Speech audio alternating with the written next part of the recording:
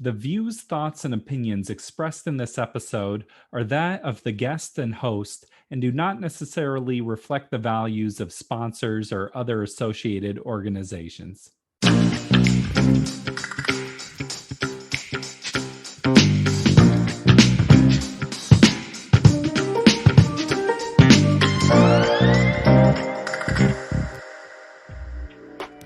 Welcome to the Parental Compass presented by Family Education and Support Services.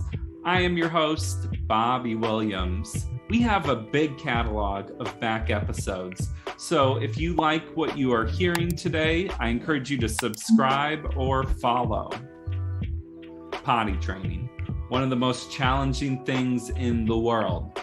It's tough to know where to turn. What's normal? What's abnormal? Should I use rewards? How often should they go to the bathroom? Well, lucky for us, I brought in an expert. Anneliese Schlachter is a mother of two and a potty training consultant. Her website is pottytalkmama.com. Probably the most informed person I've ever met in regards to potty training. Let's check it out. How do you know when your child is ready to start potty training? Are there any signs that they're starting to get ready? Yeah, absolutely. So first you want to look for a general interest in the bathroom. They're wanting to flush the toilet or be in the bathroom with you when you're going, which is great to allow them to do that. And then signs that they're actually ready to start using the potty are hiding to poop, if they're pulling or tugging at their wet or dirty diaper, if they're actually telling you that they've gone or are actively going in their diaper. If they have that awareness, that's definitely a sign that they're ready. And then if they can stay dry for 2 hours or longer during the day, that's a huge sign that they're ready, as well as being able to stay dry for nap and overnight. And they don't have to have all of those signs, but those are things to look for. Just to have a few. Is there a typical age they get started at, or is it all over the place? Or it's all over the place because it's really dependent on the child and the family. But the sort of ideal age is between 22 and 28 months. That's typically when most kids are showing signs, and then when they're more behaviorally ready for it. That makes sense. You recommend parents keeping their expectations low. Why is that? Yes. I think it's really easy to get caught up because it's so second nature to us, like we don't even think about it. We're like, oh, we have to go to the bathroom and then we go. So it's easy to get caught up in, this is something that's so easy for me to do. Why are they not getting it? But it's such a hard skill to learn that I think if we keep our expectations low as far as maybe how quickly it'll happen or how fast they'll pick it up, then we'll be pleasantly surprised when it maybe happens faster than we were thinking. Just keeping those expectations low so we're not disappointed when it doesn't go how we think it should. Yeah. Well, and you never want to have bad vibes going into that, or it could get into like, I'm frustrated, then the child feels shame, and that probably doesn't help with the process. And right, exactly. They can definitely pick up on our feelings about it. So like you said, we just want to keep it positive and light and fun if we can try. Are there ways to keep it like a positive, fun thing for kids? Yeah, anything you can think of to make it, that positive environment. So reading books, singing songs, even watching videos. There's potty videos out there that you can watch that have songs included with them that you can learn with your child. Allowing them to have certain potty activities, whether it's coloring or Play-Doh or certain things like that they're playing, while they're sitting on the potty. Yeah. Anything small like that to make it kind of more fun. Are you a fan of rewards, or do you discourage rewards, or what can that look like? That's dependent on the family. A lot of people don't like to use rewards, which is fine. You don't have to use rewards to successfully potty train your child. But I like to suggest them as a tool. So, if you start out without using rewards and then things, aren't really going that great, or you need an extra motivator, then rewards can definitely add that fun aspect to it, as well as a motivator for them to want to use the potty and be included in it. Yeah. What can a reward even look like, though? Because you can't buy like a new doll every time they go, Right. The dollar store is the best spot to hit up. You can use food, one M&M, that's motivating enough for some kids. If you don't want to use food, you can do stickers or temporary tattoos, even like hand stamps. And then other things that can be really motivating for kids is an experience. So like maybe an extra 5 minutes of playtime, just one-on-one with mommy at night, or, extra 10 minutes at the park or something like that. It's interesting how much kids love stickers. Like you would think, like, why stickers? But they love them. Exactly. So earlier you were mentioning having kids in the restroom with you. You mean actually like having them see you use the restroom? Because I'm a big like privacy, like get out of here, Yeah. Yeah. That kind of has to go out the window. When you're potty training. Modeling is such a huge aspect of all parenting, I think. You model the behavior that you want to see. So I know it's hard for me, and it probably is for other parents, to keep your kids out of the bathroom in the first place. So you can use that time as an opportunity to actually talk to them about what you're doing and the steps of how everything works. And that's a good way to include it into the training without any added pressure, because you're not trying to get them to sit on the potty, you're trying to get them to go or anything. You're just teaching them what you're doing. Yeah. Are there warning signs when you can start to tell a child needs to go? Yes, it can look different for every kid. I think the most common one is them holding themselves, holding their genitals. That's probably the most common sign of like them feeling that they need to go. Some kids, it's less subtle. So some kids will just kind of like stop and stare. And, parents will learn their kids' signals. Yeah. You're like, oh, I know what that look means. Yeah. Is there like, do you get into a routine of like every half hour I take my kid to the bathroom, or what's the right amount of time to give them a chance to try and go? So I don't like to do as often as every half hour, because all day, yeah. Yeah. I mean, we don't go that often. So to think about trying to get a child to go that often is just going to create a power struggle, and it's not going to result in a lot of successes. So I really like to just kind of sit back and let the kid learn, let the accidents happen. And then you can that way learn their patterns for how often they might actually need to go. Most kids will be able to hold it at least 2 hours. Every 2 to 3 hours is a typical kind of routine for how often kids need to go. Yeah. Well, and you mentioned power struggles, and I know that as babies start to become toddlers, they get into power struggles and being independent. So how can you keep it not a power struggle with them? Like, okay, I don't want to do what you want me to do. Right. So I think two things that are really big is to offer choices, for one. So if you can tell that they need to go to the potty, but you don't want to obviously force them to go.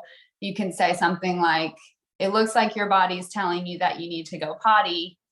Do you want to go sit on the big potty or the small potty? Do you want to read a book while you go potty, or do you want to sing a song while you go potty? Just offering them choices. So it makes it seem like they're the ones that are choosing to go to the potty at that time. Yeah. And then the other thing is kind of getting out of our own head and controlling how we react to it. So just kind of making sure that we're able to step back and show confidence in our child and show that we trust them to listen to their body and make that decision to go. Those are universal, I think, power struggle rules. Like we do a lot of episodes on behavior challenges, and it's like the key is choices and not letting it affect your mood and yourself, because then they have power over you. And that's why it's a power struggle. Yeah. Exactly. I imagine bedwetting is its own set of issues. Are there any strategies when it comes to bedwetting? Yes. So some of it in some kids, it's genetic and it unfortunately can't be prevented. So that for those kids, they just have to grow out of it. But for nighttime training in general, the biggest two ways of helping them stay dry through the night are limiting fluids 2 hours before bedtime, and then trying for, we call it a double void. So trying to get them to go potty 2 times before they go to bed. So once an hour, before bedtime, and then once again right before getting into bed. So their bladder is as empty as possible. Mm-hmm. That makes sense. I know pooping can be harder for, those learning to potty train. Yes. That's a huge struggle. You don't have as much practice with pooping as you do with pee.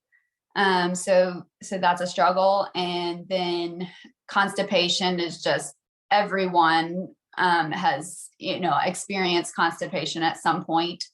So with kids, it can just create a huge fear of feeling the pain.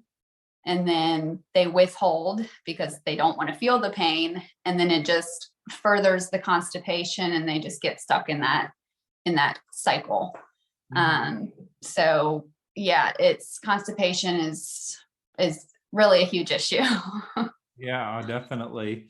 Is there any way to help them, or you just got to kind of power through that and encourage them? Yeah, so you want to really be on top of their water intake and their fiber intake. Those are helpful for keeping it at bay. But as most parents probably know, getting your child to eat and drink can, sometimes be also another power struggle. So you can also use supplements or laxatives and things like that to help them get through the constipation. But you really just want to try and keep it soft so that they're not having that pain. And then if they do have it, you want to provide them any empathy and comfort. You don't want to say like, oh, it's not going to hurt. It's not going to hurt, because it might hurt. And then when it does, then they're going to be even more scared. So you just definitely want to be on their side and provide them empathy and then any comfort in any way that you can. Yeah. With boys, sometimes they like to pee standing up, or they see their dad or their older brother. Should Right. them do that? Or it seems like the hand-eye coordination, like they could just make a big mess. And what do you do there? Yeah. So in the beginning, I teach boys to sit as well. Typically you teach them to sit until they've also mastered pooping.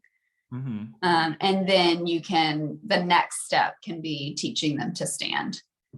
Sometimes you might not be able to avoid it, but you really want them to learn how to distinguish between I only need to pee or I need to pee and poop. Totally. Are there ever times kids regress or something happens to them and it gets harder? I imagine that'd be frustrating for parents. Definitely. The biggest thing is adding a sibling to the family. A lot of children regress when that happens, or even moving or changing classes in school, or a family going through a divorce. Any big changes or even any small changes can affect a child and make them regress, which, like you said, can be very frustrating. So the biggest thing during a regression is to just stay consistent.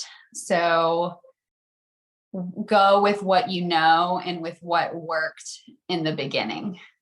So don't be afraid to bring back rewards if you use them in the beginning. Bring back that motivation, anything you did to make it fun, and just stay consistent with it. Yeah, totally. Is there a timeline for this? Like 2 weeks in, 8 weeks in? Like, what's a typical timeline, if there is one? There isn't one for most kids. It's just so different. But in general, you should expect by 3 months, you should expect minimal accidents weekly. And then by 6 months, accidents should be very, very far and few between. Totally. Are there any videos or like resources out there? Like, is Elmo singing about this or? Yeah, Elmo's singing about it. Daniel Tiger is singing about it. Let's see, Coco Melon. I know that's popular. They have some potty stuff as well. Nice. Any personal favorites of yours or stuff you like? I like Elmo, and that's who my daughter likes too. So that's what we've watched the most. But Elmo's probably my favorite. Nice. Well, what words of encouragement would you give to the parents out there who are maybe in the midst of struggling with this right now? I know how you feel. I've gone through it too. I still struggle sometimes with it. So you are definitely not alone. That's a huge thing, to know that you're not alone and other people are going through it. And on that same note, don't compare your child's journey to your friend's child, their sibling, any other child. Just don't compare, because your child's journey is going to be different from anyone else's. So just kind of try and block that other noise out. Yeah, we're all unique people in this world. Well, right. Thank you so much for being here. This was a super informative conversation, and me and all the parents listening really appreciate it. Great. Thank you so much for having me. Thank you, Anneliese. I learned a lot. I hope you did too. This has been the Parental Compass by Family Education and Support Services. I'm Bobby Williams. We'll see you next week. Peace.